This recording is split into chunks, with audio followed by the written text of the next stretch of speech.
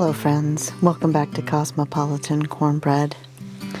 I like to begin my day long before the sun comes up, and I like to kind of ease into the day with low lighting, quiet, peaceful.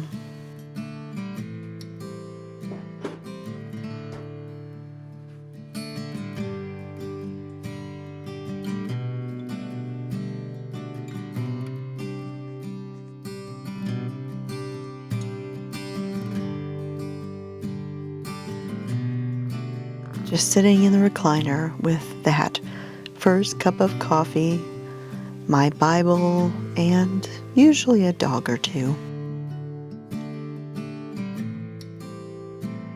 Pretty much every morning starts just like this. Now, a couple of times this week, I decided to actually make myself some breakfast, which is not something that I do all the time or very often. But I made myself some oatmeal, equal parts rolled oats, milk, and water.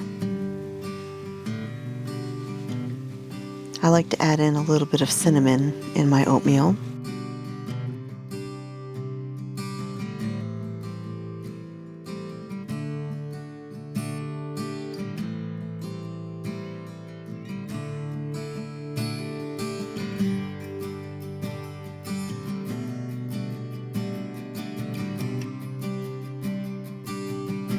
And while the saucepan began warming up, I went ahead and made my bed.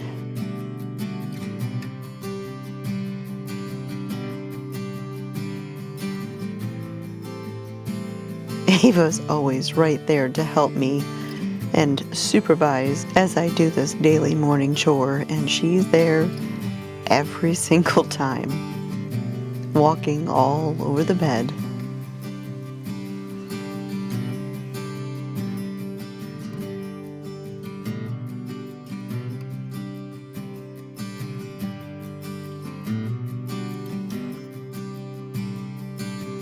Add a little bit of maple syrup, and that's a good breakfast right there for me.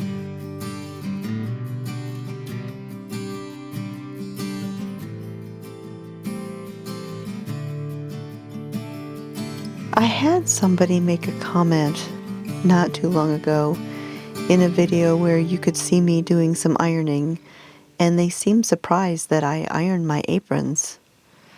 Well, why not?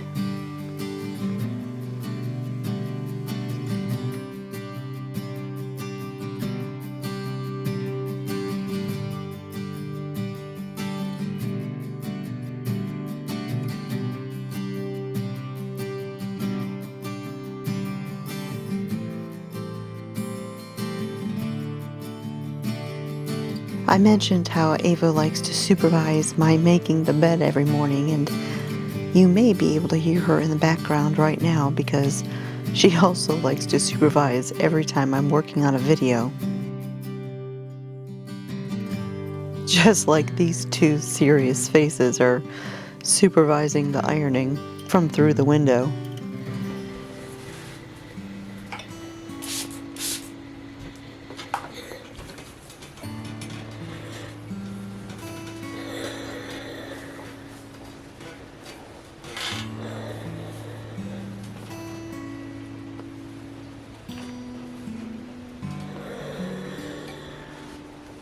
Now on this particular day, I decided not just to make some oatmeal for breakfast, but I also decided it was time to make some elderberry syrup.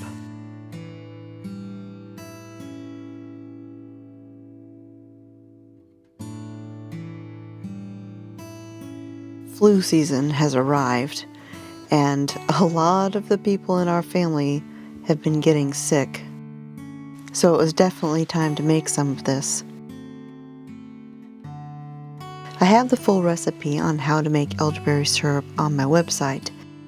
I'll put a link to that in the video description down below. And I had a lot of plans on things to do this week. But when the grandbaby's looking like this, and all she wants is Oma, well, everything else kind of gets put to the wayside. It definitely hurts the heart to see little ones sick like this. So one of the things that we did get done this week What's going on? is we finally got the ducks out of the pen where they had been since they outgrew living in the brooder as babies. We utilized the rabbit tractor that's been sitting out in the yard.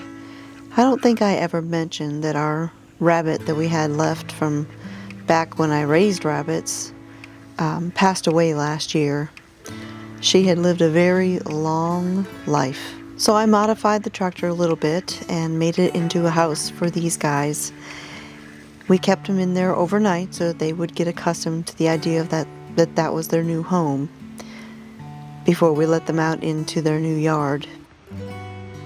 And Sophie was very curious about what she could see running around on the hill. I love them.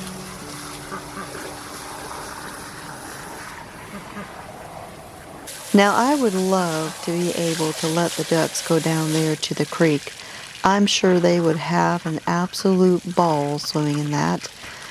But I also know with all the predators we have, if we let them go out there to the creek, we'd never be able to get them back up here, and they'd probably be gone in just a matter of a few days. We hear packs of coyotes out here all the time.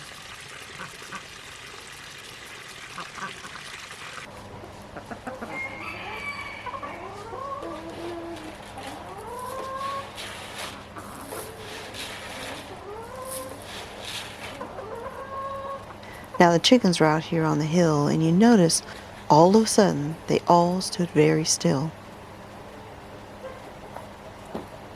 And all of a sudden they all started running together. And if you listen carefully, you can hear Foghorn the rooster in the back hollering, sounding the alarm. There was a large bird flying overhead. Now we don't have a water spigot down here by Sophie and Amos, and so we have a water hose that is run down the hill and it goes across the creek to them, and you can see their water trough there all the way on the left. Now once in a while the water will get really strong coming through here like it did last week, and it'll wash the hose down the creek a little bit. And so you can see Mr. Smith pulling it out, and then he'll toss it across the creek again. Right now Sophie and Amos do have access to the creek, and they can just walk right down and drink out of it if they want to, but we still keep their water trough filled all the time with fresh clean water. Now this past week we have had some incredibly unseasonably warm weather. We actually hit 80 degrees the first week of February.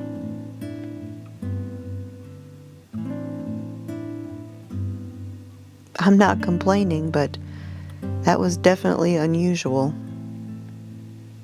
And if you listen very carefully, you can probably hear all the tree frogs out there waking up and singing their evening songs. They're probably wondering what was going on too.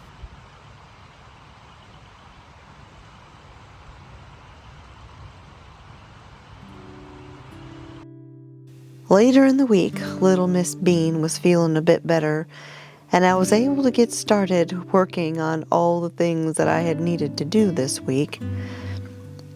Namely, canning apples, lots and lots of apples that I had gotten from Asia Standard in my last order.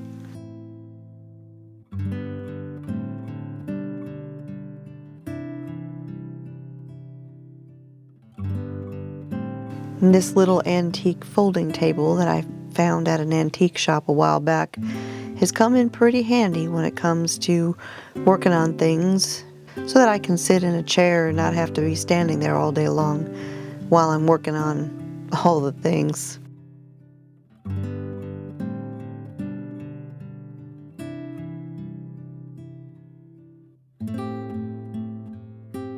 So the first thing that I set to doing was 2 different kinds of apple butter. One of those recipes I'll share next week, and the other one I'll be saving for March, when I do the March Canning Madness open collaboration. I'll be sharing a little bit more about that next week as well.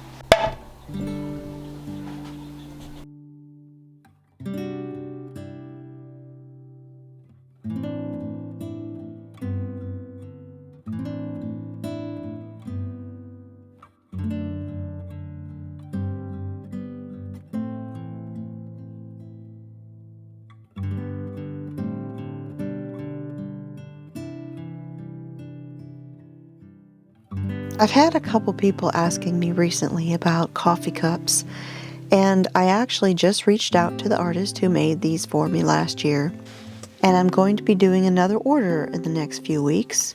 Now it'll take several weeks for them to come in, but when they do, they'll be available in my Etsy shop.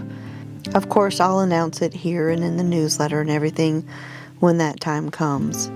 There will be some new colors this time around.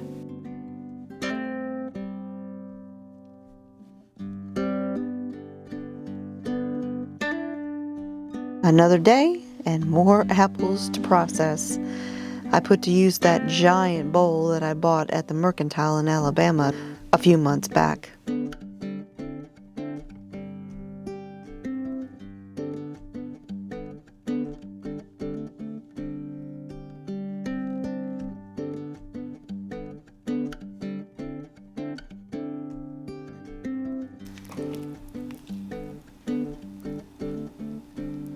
And then one of the dinners that I made this week was shortcut red beans and rice.